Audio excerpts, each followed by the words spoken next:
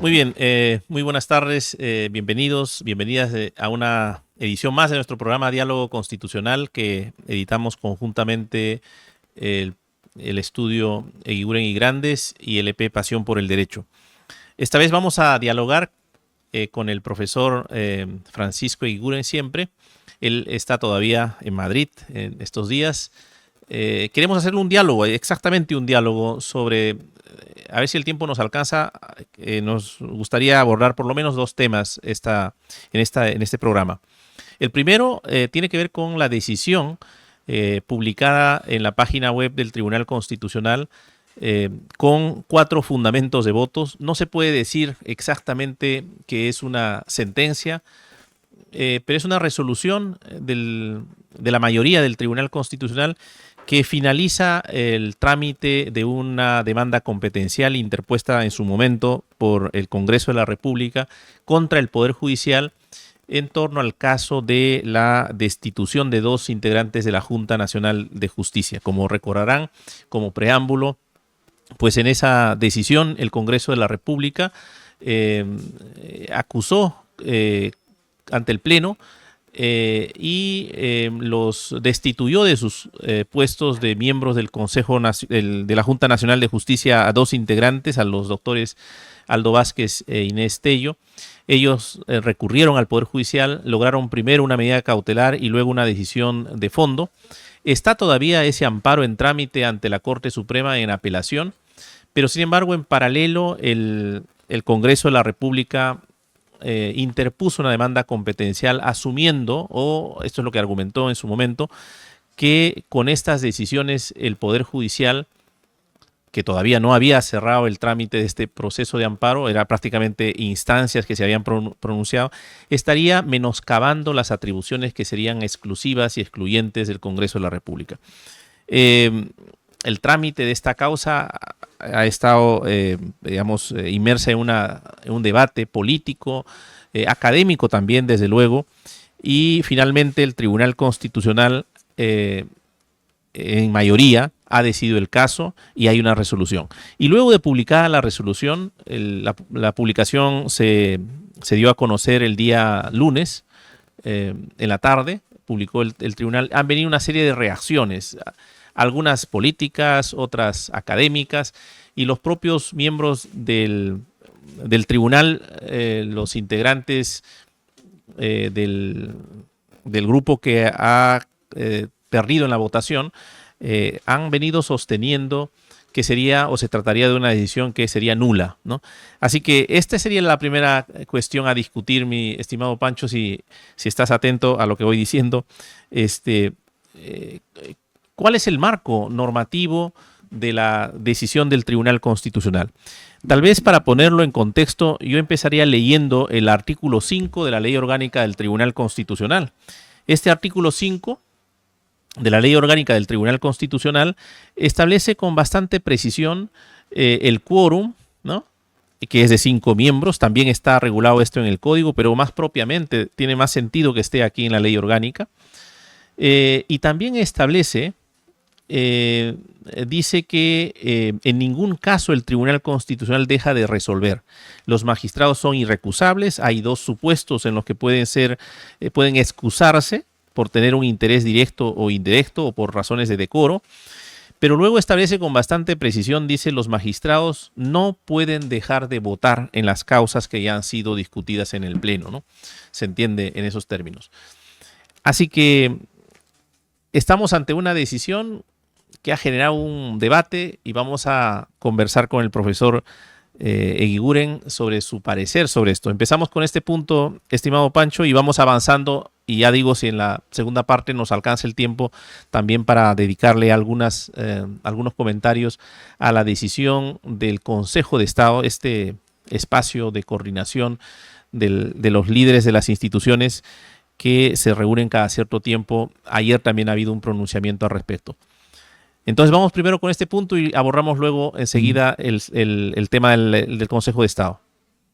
¿Qué te parece esta decisión, Pancho? ¿Estás por ahí? Sí, ¿cómo estás, Pedro? También mi saludo a todas y todos quienes nos acompañan en Diálogo Constitucional. Bueno, cuando ha sucedido esto, cuando se conoció la noticia de lo que había sucedido en la votación de este proceso competencial, que en verdad había excedido los tiempos en que había que ser resuelto, ¿no? Me vino a la cabeza, antes de que se publicara ya el sentido de los votos de 4 de los integrantes del tribunal, de esta resolución, que como tú dices, no es aún, o no es una sentencia, me vino a la cabeza, deben haber habido otro tipo de situaciones, incidentes, pero lo más notorio, lo más importante y relevante, creo yo, para la historia del Tribunal Constitucional, fue aquel asunto que se suscitó ya hace casi 20 años, no, casi sí, casi 20 años, cuando a propósito de la ley llamada de interpretación auténtica aprobada en el Congreso dominado por el régimen de Fujimori, que habilitaba una nueva postulación de Fujimori para las elecciones del 2000, en el tribunal, sometida a una acción de inconstitucionalidad de dicha ley, finalmente 3 de los magistrados votaron por la inconstitucionalidad porque los otros 4 se abstuvieron. Y claro, votaron por inconstitucionalidad y como no podían hacer decisión porque no alcanzaban los votos, hicieron control difuso, que fue lo debatido ahí. Pero lo cierto es que se publicaron, me acuerdo, más de una versión de alguna sentencia con el voto solo de los 3, otra y en blanco los otros miembros, luego otra completa, en fin, ¿no? Fue un caso donde un sector estaba en discrepancia, pero cumplió con expresar su abstención. O sea, no estaba prohibida la abstención aparentemente ni prevista. En este caso, a ver, quizás empezando por lo que sería el final. La norma en esta ley orgánica que has leído y también en el Código Procesal Constitucional vigente en ese momento, con una modificación que se le hizo subiendo de 4 a 5 el voto, eran con el quórum de 5, claro, pero eran los votos necesarios para declarar sea fundada la demanda de competencial, como ocurre con la demanda de inconstitucionalidad, ¿no? Y si no se alcanzan los 5 votos, se entiende por desestimada la demanda. O sea, el demandante, para tener éxito, en este caso el Congreso, de acuerdo a la ley orgánica y al Código Procesal Constitucional, requería conseguir 5 votos favorables. Luego se ha aprobado con posterioridad a esta situación una ley que baja de 5 a 4. En ninguno de los casos, en este proceso, los demandantes, la demanda ha obtenido ni 5 ni 4 votos favorables. Es más, al haberse explicitado el sentido de los votos de 4, es decir, de una mayoría de magistrados, queda claro que ni los 5 ni los 4 votos, si quisiera someterse a una nueva votación con la norma vigente hoy, en ninguno de los casos la demanda ha obtenido ni obtendría el voto requerido para declararse fundada. Entonces, en el fondo, el asunto está resuelto. Queda claro que 4 de los integrantes ya expresaron y sustentaron por escrito sus votos. Ahora, punto a discutir sería los magistrados, los 3 magistrados que se retiraron, eso hace que quedara sin quórum la votación, la deliberación y votación que estaba en curso. Yo creo que no. Lo que quedaba pendiente es que ellos hagan conocer el sentido de su voto, simplemente, ¿no? Pero eso incluso con la normativa antigua, que alguien podría decir, bueno, igual desde un punto de vista formal, como la norma exigía emitir sentencia desestimando la acción porque no alcanzó los votos, bueno, que simplemente hagan constar sus votos. Porque eso sí, es obligatorio votar, ¿no? Claro. Es función del magistrado votar. Pero incluso con la nueva normativa ya no se exige dictar explícitamente una sentencia, sino se interpreta que de no alcanzar los 5 votos, y está claro que no los ha alcanzado, pues se entiende que la demanda queda declarada infundada y ya no se necesita dictar una sentencia que lo repita, ¿no? Entonces yo creo que el asunto está resuelto. Es cierto que hay asuntos que no están expresamente previstos, pero la obligación del magistrado, y ahora sí es explícita en la reforma, es votar. E incluso están restringidos los supuestos en los cuales un magistrado puede abstenerse, ¿no? Tienen que ser razones de que hay un conflicto de intereses o una situación de decoro, ¿no? Ninguno de estos supuestos se han dado en este caso, hasta donde sabemos. Es una discrepancia. Entonces, ellos tenían que haber votado discrepantemente, emitir sus votos, ¿no? Y en el peor de los casos, bueno, tienen la obligación de remitir su voto, pero ya no cabe abstenerse. Claro. Para mí el asunto está resuelto. Creo que efectivamente, yo diría también que hay un vacío, sin duda, en la legislación aplicable a este caso, porque la legislación que se ha aprobado recientemente y que ha sido publicada el día de ayer en el diario El Peruano, o sea que hoy día está vigente, en este punto al menos esclarece las cosas, ¿no? Porque lo que antes no estaba del todo claro era qué pasaba con la decisión que no alcanzaba los 5 votos que requería el código en esa versión, el Código Procesal Constitucional. El artículo que se invoca es el artículo 111 del Código Procesal Constitucional, que dice o que autoriza al tribunal a aplicar supletoriamente las reglas aplicables al proceso de inconstitucionalidad. Y en el proceso de inconstitucionalidad hay efectivamente esta posibilidad de que si no se alcanzan los 5 votos, se declara, pero se entiende ahí, si leemos el artículo 5, es que es necesaria o sería necesaria una sentencia que declara infundada la demanda, ¿no? Aquí el tema es si esa sentencia es requerida también en este caso. Creo que esa es pero Pedro, materia de discusión, ¿no? Tú que has trabajado en el tribunal, ¿no? Lo sabes mejor que yo, pero ya en los últimos años, ¿cuántas veces hemos visto decisiones del tribunal donde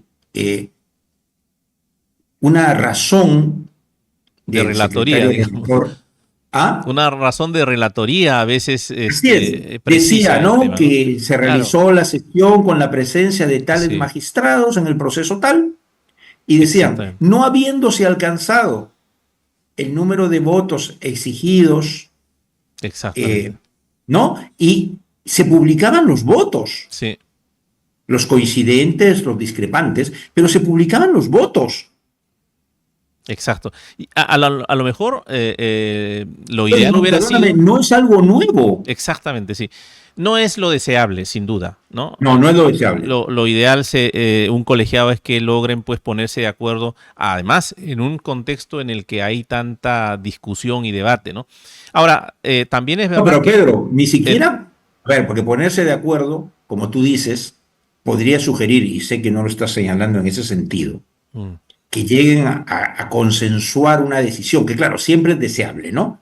Pero no, o sea, en lo que tienen que estar de acuerdo es en que tienen que resolver en el plazo legal y votar. Y la decisión, y la decisión claro, está absolutamente clara en este caso, ¿no? Sí, porque a diferencia del Congreso, que es un órgano político, y cuántas veces hemos visto que un sector en una comisión o en el pleno discrepante con un acuerdo de la mayoría o con una discusión de la mayoría, se retira de la sala, ¿no? Claro. Puede no perjudicar al gobierno, pero el Congreso es un órgano político.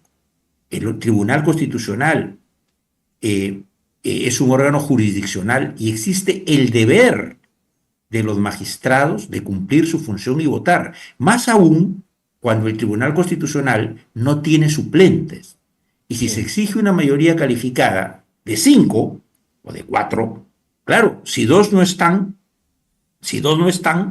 mira que hasta podría bastar el supuesto de de inhibirse por estas razones de decoro o lo que fuera, hace más complicado alcanzar decisión, ¿no? Entonces, no podría admitirse en un órgano jurisdiccional, por ejemplo, no digo que en este caso sea así, pero digo pensando en un futuro, que un sector de magistrados decidiera no acudir o retirarse y dejar, entre comillas, sin quórum al momento que hay que votar, porque entramparía el funcionamiento del tribunal. Sí, Eso no está previsto, eso no está permitido, está prohibido. El magistrado tiene que votar, claro. puede discrepar, ¿no? Porque si no, Digamos, si tuviéramos que llevarlo esto a un espacio más de discusión académica, lo que sí a mí me parece que, y tal vez pensando en el futuro, ¿no? El tribunal actúa aquí en mayoría sin duda y actúa con una mayoría suficiente como para tomar la decisión que ha tomado, es decir, declarar explícitamente que la demanda es infundada. Ese acto claro, jurisdiccional ha sido comunicado con toda claridad y bien. Lo que a mí así me es. parece que, digamos, el argumento o cómo se ha construido los argumentos para hacer posible esta decisión es lo que debería estar en el acto jurisdiccional, es decir, en la resolución. Porque el tribunal hace una introducción, da cuenta de la presencia de todos los magistrados cuando se abre la sesión para ver esta causa. Y luego en la fundamentación se remite a una resolución administrativa, la 204-2021, publicada en el diario El Peruano el 6 de noviembre de 2021, donde se dispone, dice, la inmediata implementación del acuerdo del Pleno y donde se dispone lo siguiente: en los procesos competenciales, cuando no se obtengan 5 votos conformes para dictar sentencia, como lo dispone el artículo se refiere al artículo 112, se tendrá por infundada la demanda en aplicación del artículo 111, segundo párrafo, y el noveno del título preliminar del Código. Pero a mí lo que siempre me ha parecido es que esta fuente administrativa del tribunal no es la más adecuada, cuando el tribunal puede perfectamente argumentar, interpretar, integrar su razonamiento a la hora de decidir. ¿Por qué apelar a una resolución administrativa si el tribunal tiene toda la potestad y la atribución para hacer una interpretación integrativa de sus fuentes y tomar la decisión en base directamente al artículo 111, al título preliminar, a este artículo 5 de la ley orgánica del tribunal? Entonces, a mí me parece que intentar crear fuentes de derecho de nivel constitucional, además, para arreglar la actuación del tribunal a través de decisiones administrativas que se han hecho ya varias veces, hay un reglamento normativo del tribunal, no es lo más adecuado. Y estos casos muestran la necesidad precisamente de que las decisiones del Tribunal Constitucional sean integrales en su argumentación y en su razonamiento. Para efectos prácticos es claro que el tribunal ha decidido un asunto, pero para el futuro Está tal vez... decidido, está claro que no ha alcanzado ni va a alcanzar los votos necesarios para que se declare. Ahora, lo lamentable finalmente, porque claro, alguien dirá, ya, lo que buscaban en esta polarización política tan terrible, tan dramática, tan irracional que vive nuestro país, ¿no? Sobre todo cuando estás fuera, como Claro, estoy yo, pues lo miras como una... Ocurre en muchos países, ¿no? Pero esta polarización ciega, intolerante, tanto daño está haciendo al país. Mira, aquí, en este competencial, que desde el principio fue una argucia del Congreso, estaba, para mí era claramente improcedente desde el principio, porque lo que estaba buscando, hay que ver nomás las pretensiones, ¿no? La principal era que se señale que los órganos judiciales del Poder Judicial, en todas sus instancias, no podían revisar, decía obstaculizar, pero ya las decisiones en el juicio político estaban tomadas, no cortaba no, esta cautelar y esta sentencia de fondo de primera instancia no entorpecía, no interfería un proceso. El Congreso ya había terminado el juicio político con la inhabilitación de 2 de los integrantes de la Junta. O sea, aquí no había interferencia alguna, pero el Congreso pretendía que se diga que el Poder Judicial, en actos de competencias exclusivas, excluyente del Congreso, como el antejuicio, juicio político, no podía hacer control, ni siquiera cierto. ulterior. Y en segundo lugar, quería que se elimine la decisión cautelar y la sentencia emitida en el caso de estos dos integrantes de la Junta de Justicia. O sea, en el fondo estaban sometiendo a proceso competencial una sentencia de un proceso judicial en curso, que Y es en el parte del que, razonamiento que está en el razonamiento de la presidenta, ¿no? Que claro, no se puede, esto tiene que ser resuelto en el marco del proceso judicial en curso. Pero a lo que voy, ok, perdió el Congreso, pero qué importante era tener una sentencia que definiera estos temas, porque hoy, ok, la demanda competencial del Congreso no alcanzó los votos, pero sigue en discusión a partir de decisiones que ha adoptado el Congreso si se va a aceptar o no que las decisiones judiciales de control, por ejemplo, de una sanción, de una destitución, de una habilitación en un juicio político, pueden ser o no conocidas judicialmente. Porque claro. como aquí hay 4 votos singulares, pero no hay ni siquiera tampoco una sentencia integrada, el tema sigue, entre comillas, en debate. Sí. Sí, no, interesante lo que dices. Yo a partir de tu comentario, tal vez quisiera rescatar también dos ideas que están, yo diría que son relevantes en el contexto y que tienen que ver con este caso, ¿no? La primera es la actuación de la presidenta del tribunal. A mí me parece muy, muy importante lo que ha ocurrido, porque efectivamente, como bien tú dices, este proceso fue una maniobra política del Congreso que se articuló Mm. con una clara intención de interferir en la tutela que estaba brindando el Poder Judicial y lamentablemente iba a salpicar de manera muy grave a la independencia del Tribunal Constitucional. Y en ese Sí. contexto la presidenta sale, yo diría así, lo veo así desde fuera, sale a defender la independencia del tribunal con dos actos públicos que habría que resaltarlos, ¿no? El Mm. primero es que no permite que la decisión se prolongue más en el tiempo como para crear una situación en donde la regla que el Congreso quería que se aplicara al caso donde el Congreso era el demandante, era la regla de esta modificatoria del Código Procesal Claro, claro, Constitucional. recalquemos eso, ¿no? Claro, Querían ganar tiempo, y yo no sé pues si los magistrados este parece, incidentes se han prestado a esto, pero ellos no querían que se vote allí, aunque ya había una decisión formada de los 4 y no sé si de los otros 3 en sentido distinto, porque estaba por aprobarse esa ley que tú ya comentas, que claro, bajaba el número de votos, creyendo que claro, que iban a tener por lo menos 4, y que iba a ser de aplicación inmediata a los procesos en curso. O sea, exactamente, no, sí, no querían estaban que se haciéndolo. resuelva. Entonces la presidenta toma la decisión y además cumpliendo su promesa pública de decidir el caso antes que termine el mes de octubre. Entonces, esto me parece de resaltar. Y lo segundo es que yo creo que razona, reflexiona y se da cuenta de lo que pone ahora en el voto, ¿no? En el voto claramente dice, hay dos cuestiones aquí que deberían quedar claro, ¿no? Primero, que el amparo no se puede restringir tratándose de ciertas actuaciones del Parlamento.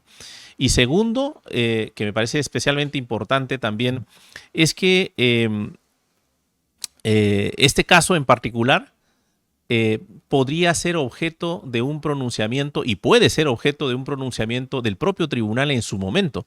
Es como que nos están pidiendo Claro, que adelantemos así un es. criterio en un asunto en el que nuestra competencia está reservada para más adelante, ¿no? Y eso me parece que es especialmente importante porque es la defensa, la reivindicación de lo que es el Estado de Derecho y de lo que podríamos llamar la independencia de razonar jurídicamente al margen de las posturas ideológicas o políticas que todos tenemos y que sin duda los magistrados también tienen, ¿no?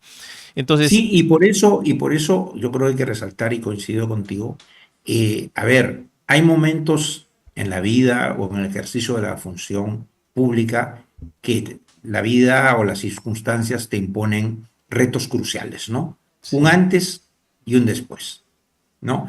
El tribunal tiene derecho a tener opinión y todos tenemos también derecho constitucional a emitir algún tipo de opinión crítica sobre mm, lo resuelto en la jurisprudencia. Más de una vez en este espacio o en espacios académicos hemos criticado el sentido de algunas decisiones del tribunal, pero las tenemos que respetar, ¿no?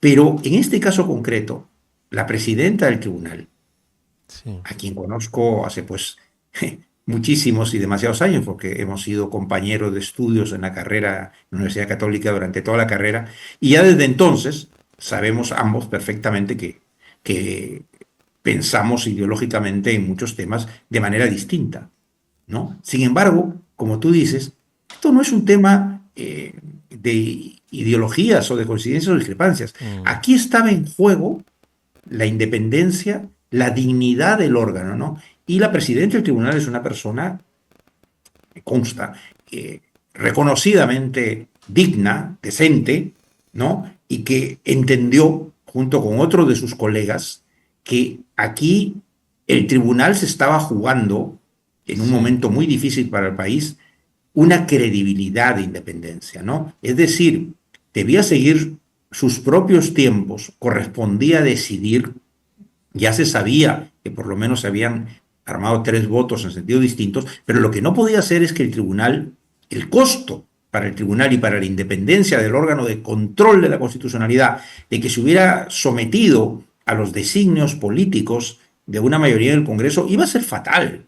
Lo sí. poco de espacio. Esto no quiere decir que mañana no vuelva a pasar una situación de otro tipo, ¿no? Pero este era un momento crucial donde para muchos hay que reconocer que el tribunal ejerció su postura, ¿no? Dijo, Sí, yo ya, un momento, yo resuelvo en mis tiempos y ya el Congreso seguirá su camino, pero no me voy a supeditar a los tiempos del Congreso ni a los designios del Congreso. Aquí el tribunal tiene que decidir porque este es un tema de importancia que ya está. Entonces, sí. yo sí coincido contigo, creo que hay que resaltar la conducta íntegra, valerosa, Y yo espero que sus... institucional de la presidenta y de los tres Sí, otros magistrados. Y los otros tres, a los que conocemos, y apreciamos, creo que pasada esta coyuntura es deseable que, bueno, se retomen las cosas en el tribunal, son un colegiado, tienen que convivir, este es un tema donde se ha discrepado, pero se siga trabajando con un esfuerzo de comprensión, digamos, de tolerancia, y que no se tiña, más allá de las diferencias que pueden haber, incluso en términos ideológicos, que no se tiña el tribunal de esta polarización política tan irracional que vive el sí. país, Y yo espero también que ¿no? efectivamente, pues en los próximos días o meses, reconozcan también esta coyuntural minoría que es ahora, reconozcan que la presidenta los está salvando, ¿no? Sí, Institucionalmente, porque que el tribunal ahí hubiera claudicado en este caso, hubiera sido, creo yo, el momento de una ruptura, ¿no? vergüenza, hubiera sido una Sí, vergüenza, sí, sí, una sí. Y vergüenza. entonces, bueno, pues ya está. Yo creo Ya que está. tenemos unos pocos minutos y podemos dedicarlos, si te parece, a este segundo tema que proponía yo al comienzo, que es esta institución que decíamos un poco en la previa, cuando conversábamos los temas que vamos a tratar hoy día, eh, pues que se ha ido poco a poco armando con buena intención en sus inicios, ¿no? El Consejo de Estado. El Consejo de Estado fue una idea, me parece que fue de Alejandro Toledo en los primeros años de la transición, la idea de darle una cierta institucionalidad a las incluso a los acuerdos para grandes reformas de Estado, ¿no? Un espacio donde se deliberara con criterios más allá del, incluso de los gobiernos de turno, las políticas nacionales, ¿no? Y entonces así surgió como una práctica. Luego, en algún momento, me parece que fue don Antero Flores quien quiso darle mayor institucionalidad, incluso se llegó a presentar un proyecto, una iniciativa de proyecto de ley. Hay más de un proyecto de ley que no ha logrado concretarse. Lo cierto es que hoy día el Consejo de Estado es más una práctica gubernamental, ¿no? Donde confluyen los titulares de las principales entidades del Estado, donde está también autoridades del sistema de justicia. Y ayer, en medio de toda la crisis que estamos viviendo, se ha reunido este Consejo de Estado, ¿no? Eh, claro, la presidenta está urgida de anuncios, ¿no? Hay un deterioro de credibilidad, ¿no? Y parece que uno de los sectores que está alentando este tipo de iniciativas es el sector interior, que está en absoluta deslegitimación, descrédito, ¿no? Ante la opinión pública. Y por eso tal vez uno de los acuerdos que se ha lanzado así como un anuncio de gran cambio es la oferta que se quiere hacer Yo no sé hasta qué punto políticamente incluso se le ha medido el impacto que esto realmente pueda tener. A nivel internacional, sin duda, todo va a ser negativo, pero a nivel interno incluso, ¿no? Porque lo que se plantea como una iniciativa que luego no está claro en qué va a consistir o en qué terminará como propuesta concreta, es que los miembros de las Fuerzas Armadas y de las Fuerzas Policiales, ante la comisión de cualquier hecho delictivo, ya no sean objeto de un proceso ordinario como es ahora. Es decir, lo que se pretende es llevar todo caso penal contra los miembros de las Fuerzas Armadas o de las Fuerzas Policiales al fuero militar. A mí una de las cosas, y esto es lo que ¿En diré, serio? sí, ¿Otra sí, vez? pues eso es Esto nos hace una volver a la regresión década a los de los 90, ¿no?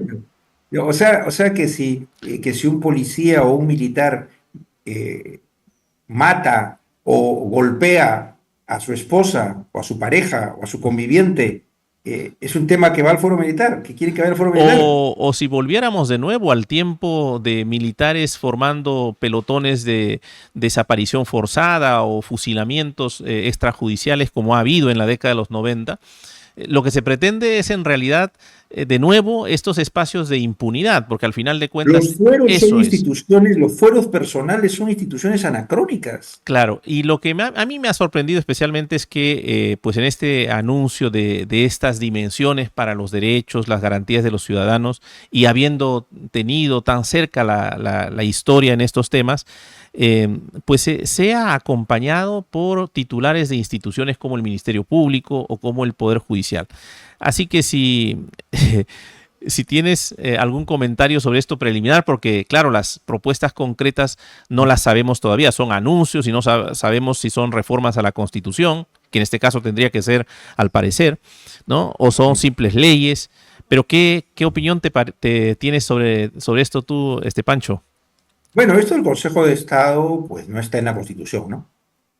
Sí, no. Pero sin ser formalista de que debería estar o no, o que no está, yo creo que respetando la separación de poderes y las competencias que son propias de cada órgano y de su función, coordinar y conversar sobre grandes políticas públicas, sobre temas de interés nacional, es altamente positivo, Mm, ¿no? La lucha contra la inseguridad ciudadana, por ejemplo, pues es algo que va más allá de la policía, el Ministerio del Interior o la Fuerza Armada, como en su momento también fue la lucha contra el terrorismo, ¿no? Y que va más allá también de la persecución penal que compete al Ministerio Público o a la policía o al Poder Judicial resolviendo. O sea, cada quien tendrá que cumplir su rol y ninguno puede interferir en el rol de otro. mm, Pero eso no quiere decir que sobre determinados temas de interés nacional, que incluso pueden ser temas también de política económica, de asignación de recursos en materia presupuestal, sí se conversen, sí se dialoguen, y eso es sano. Por ejemplo, imaginemos, el Poder Ejecutivo puede presentar un proyecto de ley y el Congreso, o puede generarlo el Congreso y aprobarlo, y esto podría tener que ver, por ejemplo, con todo lo que es el sistema de justicia, como ha venido ocurriendo, ¿no? Bueno, es muy malo, pues, cuando el Ejecutivo o el Parlamento por sí solos imponen leyes que, por ejemplo, afectan al sistema de justicia, sin escuchar el planteamiento y la postura, ya sea del Poder Judicial, ya sea del Ministerio Público, en su momento de la Fuerza Armada o de la policía, a pesar que no son políticamente deliberantes. O sea, conversar creo que coordinar es bueno, mm. sobre todo en un momento y un país tan polarizado, que casualmente lo que falta es diálogo alturado, civilizado, reflexión.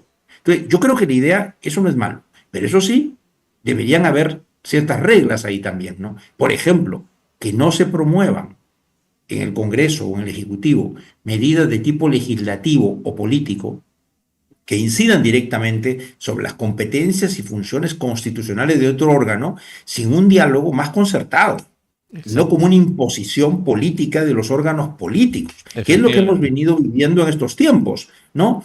Todas las reformas en el Congreso aprobadas o proyectos de reforma, que si sobre la Junta de Justicia, que si sobre, qué sé yo, el Código Procesal Constitucional, sobre tantos temas, ¿no? Que se han fabricado casi, digamos, en espacios aislados dentro del Congreso, defendiendo o recogiendo determinados intereses, pero sin escuchar las opiniones de órganos directamente involucrados en las sin duda. medidas, y también eso obliga, creo yo, y hemos escuchado en los últimos tiempos algunos pronunciamientos, por ejemplo, de la Junta de Fiscales, que son muy importantes, y la Corte Suprema no debería quedar atrás, ¿no? Exacto. Que sobre estos temas hagan sentir también su voz, porque son un órgano también que tiene una función política de complemento, de contrapeso, ¿no? Entonces, yo creo que es bueno, pero que se dialogue en un nivel técnico, alturado, político, que se busque consensos y acuerdos para estar un poco librado de los caprichos coyunturales o de mayorías también coyunturales en el Parlamento o en el Ejecutivo que quieren imponer sus decisiones sin escuchar opiniones más calificadas o en todo caso sin buscar una opinión más plural y consensuada. Sí. Efectivamente, bien Pancho, hemos llegado, yo creo que nos hemos excedido de nuevo, siempre nos hacemos la promesa de que no pasamos de media hora, pero ya hemos pasado de nuevo. Este es Poquito creo un que por poquito, un poquito poquito. está. Este es un tema sobre el que seguramente que volveremos, ¿no? Porque también a lo mejor hace necesaria una ley orgánica o una reforma en la propia Constitución que le dé un poquito más de institucionalidad y que no sirva pues en contextos en coyunturas de crisis política para que el Poder Ejecutivo, por ejemplo, utilice estos foros políticamente intentando pues jalar aguas para su molino, como se dice, ¿no? No, Eh, sí, y que los órganos involucrados hagan sentir su voz. Es lo que corresponde exactamente. a una democracia. Porque a veces dicen, no, esto no va a prosperar, mejor no me compro pleitos, me callo la boca. No, no, no, Sí, no. efectivamente. Yo creo que hay temas que exigen escuchar opiniones de los jueces, de los fiscales, del Tribunal Constitucional, de los órganos de justicia, en su dimensión de órgano del Exactamente. Estado, ¿no? Y Muy yo bien. creo que eso es lo que hace un Estado. Perfectamente, sí, no, sin duda es un espacio necesario interinstitucional, pero claro, tiene que haber reglas, como bien dices, y también compromisos en ese nivel, ¿no? Institucional. Muchas gracias, queridos amigos y amigas, y nos vemos en el próximo programa. Buenas tardes. Buenas tardes o noches aquí a todas y a Hasta todos. luego. Gracias. Chao.